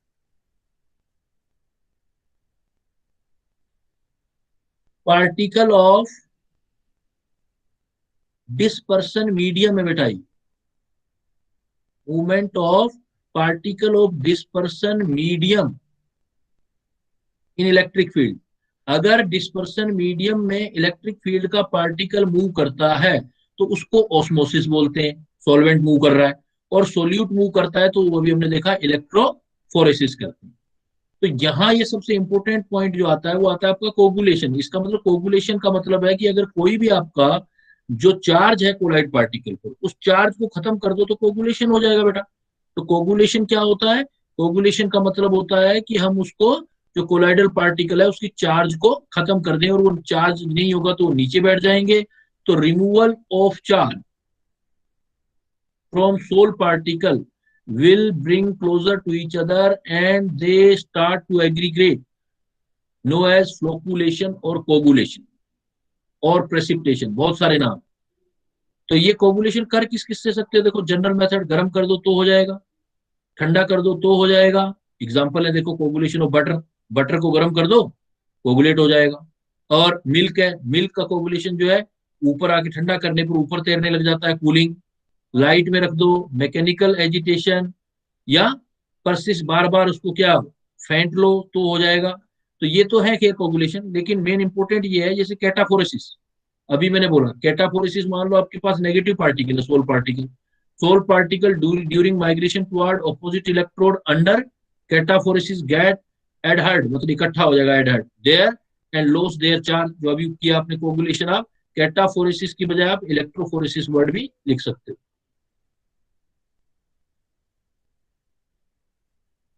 इलेक्ट्रिसिटी की प्रेजेंस में अपोजिट इलेक्ट्रोड पर लग जाओ तो वहां से भी हो सकता है। और इन सबसे अलग एक साइंटिस्ट ने और बताया, कहता है कि आप ऐसा करो, उसमें कोई इलेक्ट्रोलाइट लगा लो तो वो क्या करेगा, अपोजिट चार्ज वाले आयन को अट्रैक्ट कर लेगा। अब वो अपोजिट चार्ज वाले आयन को अट्रैक्ट कर लेगा तो उससे भी आप जो है ये बना सकते हो कोगुलेशन। तो उसमें आपको सिंपल से रूल ध्यान रखने, जैसे एक होता है म्यूचुअल कोगुलेशन। आप पॉजिटिव इलेक्ट्रोड में, पॉजिटिव सोल में नेगेटिव सोल मिला दो तो म्यूचुअल कोगुलेशन हो जाएगा, एक दूसरे के चार्ज को खत्म कर देंगे और कोगुलेट हो जाएंगे। जैसे देखो आर्सेनिक सल्फाइड नेगेटिव कोलोइड होता है, फेरिक हाइड्रोक्साइड पॉजिटिव कोलोइड होता है। इन दोनों को मिक्स कर दो आप, ये नेगेटिव ये पॉजिटिव, तो ये आपका चार्ज खत्म हो जाएगा, न्यूट्रल हो जाएगा, ये भी कोगुलेशन हो जाएगा। दूसरा तरीका है, ये साइंटिस्ट ने बताया, हार्डी सुल्जे ने, एडिशन ऑफ इलेक्ट्रोलाइट। कहता है आप इलेक्ट्रोलाइट डाल दो, उसने कुछ रूल बताए, ये बहुत इंपॉर्टेंट है, सबसे ज्यादा इंपॉर्टेंट ये चीज। उसने क्या बोला कि आप अगर पॉजिटिव को कोगुलेट करना चाहते हैं तो नेगेटिव आयन से होगा, नेगेटिव को करना चाहते हैं, सिंपल सी बात, लेकिन फिर भी बच्चों के दिमाग में बहुत कंफ्यूजन हो जाते हैं, पता नहीं क्यों होते हैं, मैं आज तक नहीं समझ पाया, लेकिन होता है, मैं अक्सर मेरा एक्सपीरियंस है। लेकिन अगर आप इसको अच्छे से देख लो तो कोई बात प्रॉब्लम वाली है ही नहीं। क्या, अगर आपके पास पॉजिटिव है तो उसको नेगेटिव से कोगुलेट करोगे, नेगेटिव है तो पॉजिटिव से कोगुलेट करोगे। हमेशा इफेक्टिव आयन जो होगा वो अपोजिट आयन। जैसे देखो पॉजिटिव को नेगेटिव कोगुलेट करेंगे, नेगेटिव को पॉजिटिव। जैसे देखो अगर नेगेटिव सोल है, ये वाला यहाँ एग्जाम्पल नेगेटिव है तो इसको पॉजिटिव आयन करेंगे, जैसे Mg2 positive, Ca2 positive, Ba2 positive, Na positive, K positive. और नेगेटिव सोल है तो उसको पॉजिटिव सोल है तो उसको नेगेटिव आयन करेंगे। सिंपल सी बात है, पॉजिटिव को नेगेटिव न्यूट्रल करता है, नेगेटिव को पॉजिटिव करता है। But rule number 1, rule number 2, आपके पास अपोजिट चार्ज जितना ज्यादा होगा, greater is the valency of effective ion more its coagulation, और greater the valency of effective ion more the coagulation में जिसकी कोगुलेशन वैल्यू कम होगी उसका कोगुलेशन पावर ज्यादा होगा। मतलब जिसका कोगुलेशन पावर ज्यादा उसकी कोगुलेशन वैल्यू कम, मतलब उसका कम अमाउंट ज्यादा इफेक्टिव होगा। Minimum amount of electrolyte used to coagulate. तो ये तीन बातें, इंपॉर्टेंस यही है इसके अंदर, ये तीन बातें बेटा अच्छे से अपने दिमाग में बिठा लो। क्या बिठा लो, अगर पॉजिटिव कोलोइड है तो उसको नेगेटिव आयन इलेक्ट्रोलाइट में कोगुलेट करेंगे। अगर पॉजिटिव कोलोइड है, जैसे मैंने अभी आपको बताया था ferric hydroxide, ferric hydroxide generally हम पॉजिटिव कोलोइड बोलते हैं। तो पॉजिटिव कोलोइड है तो पहला पॉइंट, आपको पॉजिटिव कोलोइड पता लग गया तो आप बोलोगे इलेक्ट्रोलाइट के नेगेटिव आयन से कोगुलेट होगा। तो कोगुलेटेड बाय, पहला point, coagulated by negative ion of electrolyte, number 1। Number 2, जितना वैलेंसी ज्यादा होगा इस नेगेटिव आयन का उतना ज्यादा कोगुलेशन पावर होगा, इसको कोगुलेट करने की ज्यादा पावर होगी उसके अंदर। तो higher the valency of negative ion more the coagulation power, more the coagulation power, coagulation power ज्यादा होगी और अमाउंट बहुत कम लगेगा, इफेक्टिव अमाउंट लेस होगा। Effective amount of anion is less, इसको बोलेंगे low coagulation value.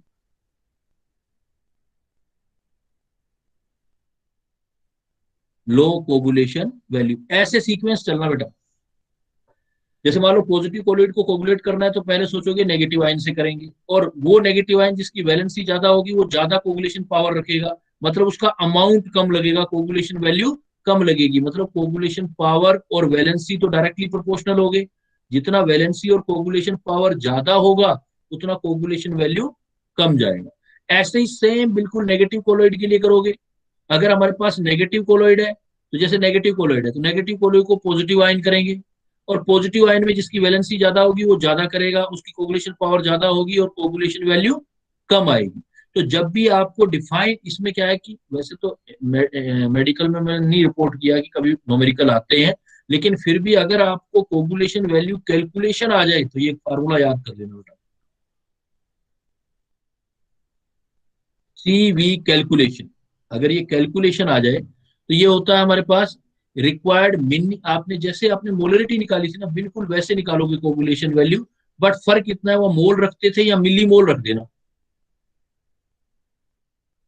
Milli mole of electrolyte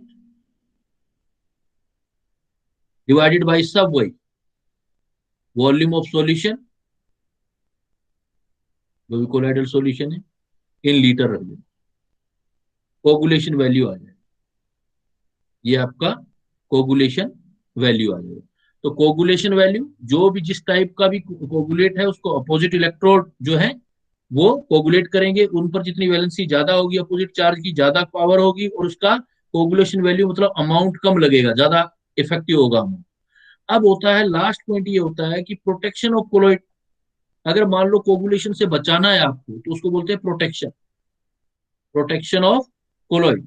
तो प्रोटेक्शन ऑफ कोलॉइड क्या होता है कि जैसे मान लो आपका लायोफोबिक कोलॉइड, लायोफोबिक कोलॉइड के ऊपर आप लायोफिलिक कोलॉइड डाल दो तो लायोफिलिक कोलॉइड प्रोटेक्शन का काम करते हैं। Lyophobic sol are relatively less stable than lyophobic sol, their stability में भी इंक्रीज, ये सारी बातें हैं, लेकिन आप ये याद करोगे, क्या याद करोगे, the phenomena of stabilizing lyophobic sol by the addition of lyophilic colloid is known as protection. जैसे आपका मान लो ये आपका पॉइंट आ गया, प्रोटेक्टिंग लेयर ऊपर आ जाए, जैसे मान लो ये लायोफोबिक के अंदर वाला, लायोफोबिक के ऊपर आपकी लेयर आ गई लायोफिलिक की, तो वो उसको प्रोटेक्ट कर देगी। अब क्या होगा, इस पर इलेक्ट्रोलाइट का इफेक्ट नहीं आएगा, वो इसको इलेक्ट्रोलाइट इसको इफेक्ट नहीं कर पाएगा। तो इफेक्ट नहीं कर पाएगा, इसको इफेक्टिव रोकने के लिए हम एक टेक्निकल टर्म यूज करते हैं, गोल्ड नंबर। गोल्ड नंबर क्या है, ये लायोफिलिक सब्सटेंस, गोल्ड नंबर हमेशा जो प्रोटेक्ट करेगा उसके लिए आएगा। Gold number of A lyophilic substance define the minimum amount, ये मिलीग्राम में, minimum amount of lyophilic substance which prevent the coagulation of 10 milliliter gold against 1 milliliter 10% NaCl solution। आपको इस लैंग्वेज को समझाने के लिए मैं की यूज करता हूं। सपोज मेरे पास एक सॉल्यूशन है लायोफोबिक, लायोफोबिक सपोज गोल्ड का सोल है, अगर मैं NaCl डाल देता हूं इसके अंदर तो NaCl इसको कोगुलेट कर देता है, गोल्ड सोल नेगेटिव होते हैं, पॉजिटिव आयन आएंगे इसको कोगुलेट कर देंगे। इसके कोगुलेशन को बचाने के लिए मैं एक प्रिवेंटर डालता हूं, प्रोटेक्टर डालता हूं, प्रोटेक्ट करेगा जिसको, और वो प्रोटेक्टर हमेशा कोई ना कोई लायोफिलिक कोलॉइड हो, लायोफिलिक कोलॉइड वो कोई भी हो सकता है, जैसे आपका स्टार्च हो सकता है, जो भी लायोफिलिक होते हैं, गम हो सकता है, एल्ब्यूमिन हो सकता है, कुछ भी डालो कोई सा भी, वो क्या करेगा इसके ऊपर जाके लेयर बना देगा। अब इसके इफेक्ट इस पर नहीं आ पाएगा। तो बाय डेफिनेशन हम क्या कहते हैं, जो लायोफिलिक कोलॉइड है उसका कितना मिलीग्राम, कितना mg, अमाउंट mg, इसका जो सॉल्यूशन है, जो हमारे पास 10 मिलीलीटर सपोज गोल्ड सोल ले लें, इसके गोल्ड सोल के इसके 1 मिलीलीटर डालने से कोगुलेशन बचाने के लिए आपको 1 मिलीलीटर 10% NaCl, 1 मिलीलीटर 10% NaCl से प्रिवेंट करने के लिए 10 मिलीलीटर गोल्ड को कितना मिलीग्राम रिक्वायर होगा, तो उसके लिए हम इसको यूज करते हैं, तो उसको हम बोलते हैं गोल्ड नंबर। तो आप सीधा गोल्ड नंबर फार्मूला याद करो ना, gold number is equal to, अब की बार याद करो, मिलीग्राम ऑफ लायोफिलिक कोलॉइड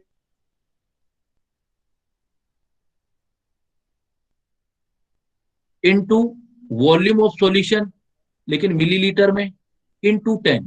तो यहां से आप डायरेक्ट गोल्ड नंबर करोगे। बात वही, जिसका गोल्ड नंबर ज्यादा होगा उसकी प्रोटेक्टिव पावर अपोजिट होगी, मतलब गोल्ड नंबर कम अमाउंट इफेक्टिव होगा, तो प्रोटेक्शन पावर किसकी ज्यादा होगी? प्रोटेक्शन पावर जिसका गोल्ड नंबर कम होगा। जिसका गोल्ड नंबर कम उसकी प्रोटेक्शन पावर ज्यादा। पावर हमेशा पहले याद किया करो। अब प्रोटेक्शन पावर करनी है आपको, कैलकुलेशन करनी है। प्रोटेक्शन तो बहुत कम आती है कैलकुलेशन आपकी। अगर प्रोटेक्शन पावर जिसकी ज्यादा होगी उसका गोल्ड नंबर कम होगा। गोल्ड नंबर में इंटू 10 और आपने करना है इसके अंदर। जैसे देखो, ये पहला प्रॉब्लम मैं आपको दे रहा हूं, मैं कह रहा हूं which of the following will be the best protective colloid. देखो बेटा, बेस्ट प्रोटेक्टिव कोलॉइड निकालना है, तो प्रोटेक्टिव कोलॉइड तो देखो प्रोटेक्शन पावर देखनी है ना। बेस्ट प्रोटेक्शन पावर किसकी ज्यादा होगी? जिसका गोल्ड नंबर क्या होगा? कम या ज्यादा? गोल्ड नंबर गिवन है देखो क्वेश्चन में आपको।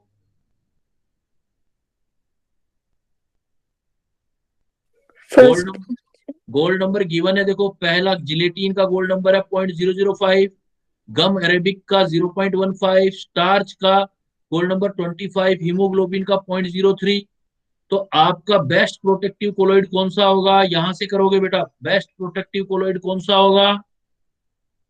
जिलेटिन जिसका गोल्ड नंबर कम होगा। कम होगा। तो सबसे कम देखो जिलेटिन।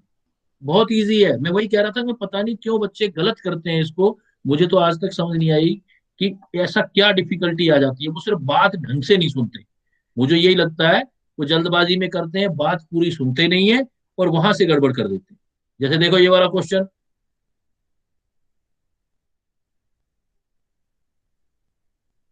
सपोज इवन कैलकुलेशन तक बता रहा हूं मैं। देखो मान लो आपको कैलकुलेशन करना था ये। अब इतनी लंबी कैलकुलेशन बताता ही नहीं हूं मैं, तो सीधा इजी ट्रिक सिखाता हूं। कहता है the coagulation of 100 millilitre of colloidal solution, 100 millilitre colloidal solution का कोगुलेशन कर रहे हैं of gold is completely prevented by 0.25 gram of starch to it before adding 1 millilitre NaCl solution. Find the gold number of starch. हमें starch का gold number बताना है। मैं तो इतनी कैलकुलेशन में जा ही नहीं रहा, मैंने तो फार्मूला बताया आपको। Gold number is equal to क्या होगा? मिलीग्राम ऑफ इसका लायो, जो भी होगा lyophilic colloid, divided by volume of solution, जो भी ले रहे हो इन मिलीलीटर, इनटू क्या बताया बेटा मैंने? 10।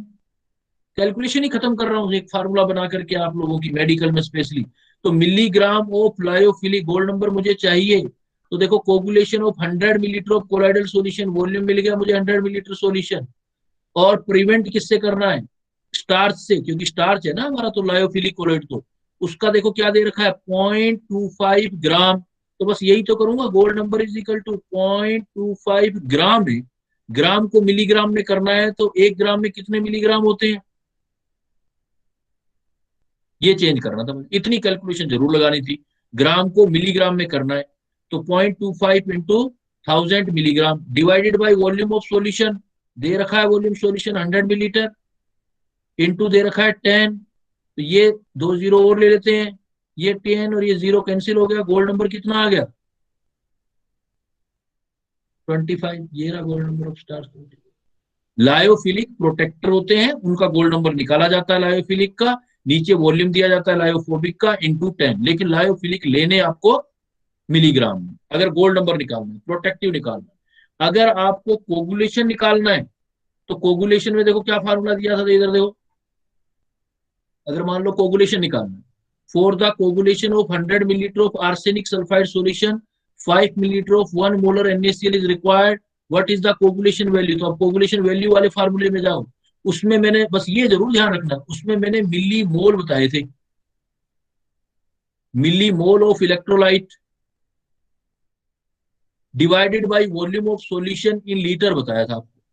तो देखो coagulation value milli mole of electrolyte, electrolyte NaCl होता है, 1 मोलरिटी दे रखी है, 5 मिलीलीटर दे रखा है, तो मिली मोल तो डायरेक्ट ही हो गए, मोलरिटी इंटू वॉल्यूम, तो 1 इंटू 5, ये आगे 5 millimole. Volume in litre 100 millilitre दे रखा है बेटा, 100 मिलीलीटर, और पानी ये भी है 5 मिलीलीटर ये भी है, तो 100 और 5 ये ऐड करना पड़ेगा, सॉल्यूशन लेना होता है ना। तो 105 मिलीलीटर है, इंटू 1000 कर दो लीटर कन्वर्ट करने के लिए, तो 21, इसको सोल्व कर दो तो ये आ जाएगा 21 को आप सोल्व करोगे 105, तो आपका 47.6 आ जाएगा कोगुलेशन वैल्यू। कोगुलेशन नंबर या कोगुलेशन वैल्यू, तो कोगुलेशन वैल्यू अलग से कैलकुलेट करनी है। कोगुलेट करने के लिए कोगुलेशन वैल्यू और कोगुलेशन पावर निकालना है। कोगुलेशन से बचाने के लिए गोल्ड नंबर या प्रोटेक्टिंग पावर निकालना है बेटा, गोल्ड नंबर या प्रोटेक्टिंग पावर। तो प्रॉपर्टी के अंदर सबसे इंपॉर्टेंट प्रॉपर्टी आपकी यही है कि आप कोगुलेशन कैसे करते हैं। क्लियर है? 2 पॉइंट एंड वाले पॉइंट सबसे ज्यादा इंपॉर्टेंट। कोगुलेशन कैसे करते हो, किसका कौन करता है, बिल्कुल सिंपल है। पॉजिटिव वाले को नेगेटिव करते हैं, नेगेटिव जितना ज्यादा चार्ज होगा वैलेंसी ज्यादा होगा, ज्यादा कोगुलेशन होगा। और कोगुलेशन ज्यादा का मतलब पावर ज्यादा होगी तो वैल्यू मतलब अमाउंट कम लगेगा, कोगुलेशन वैल्यू कम होगा। और कोगुलेशन वैल्यू निकालोगे कैसे कि मिलीग्राम हो जो भी आप इलेक्ट्रोलाइट डाल रहे हो divided by volume of solution, बस इन लीटर इतना। अब इसको प्रोटेक्ट करने के लिए लायोफिलिक कोलोइड डालते हो। जैसे लायोफिलिक कोलोइड डालने के लिए जो हमें पावर चाहिए होती है वो गोल्ड नंबर होता है। गोल्ड नंबर कैसे निकालते हैं, वहां पर मिलीग्राम, मिलीमोल की बजाय मिलीग्राम यूज करना लायोफिलिक के, डिवाइडेड बाई वॉल्यूम मिलीलीटर में लेना, इनटू 10 कर देना। क्लियर है बेटा? कोई चीज और पूछना चाहते हो? मैक्सिमम आपके यहां वैल्यू तक पूछा जा सकता है आपसे। तो ये आपका जो है सारा कोलाइडल सॉल्यूशन और सरफेस केमिस्ट्री है। एंजाइम कैटालिसिस है, वो मैं आपको नहीं पढ़ाऊंगा, खुद आप उसकी रीडिंग लगा लेना, क्योंकि एंजाइम आप बायोलॉजी में बहुत जगह पढ़ते हो। ठीक है बेटा? क्लियर? अब और कोई चैप्टर तो किसी का नहीं छूटा हुआ ना? केमिस्ट्री में कोई और चैप्टर किसी का, मतलब किसी का मतलब आपकी क्लास में कोई और चैप्टर रिमेनिंग तो नहीं है? क्योंकि इसकी मैसेजिंग आई थी मेरे पास कुछ बच्चों की कि सरफेस नहीं हुआ है, तो मैंने कंप्लीट कर दिया आपका वो भी, तो इसको अच्छे से पढ़ लेना। टेस्ट अगर हुआ तो मैं इसी चैप्टर का लूंगा। टेस्ट अगर अब आया तो टेस्ट इसी चैप्टर का होगा आपका, सरफेस वाले का। क्लियर? Okay, sir. ओके बेटा, now I am living. Okay, sir. देखते हैं नेक्स्ट क्लास में क्या पढ़ना है, देखेंगे रिवीजन वगैरह कुछ करना होगा।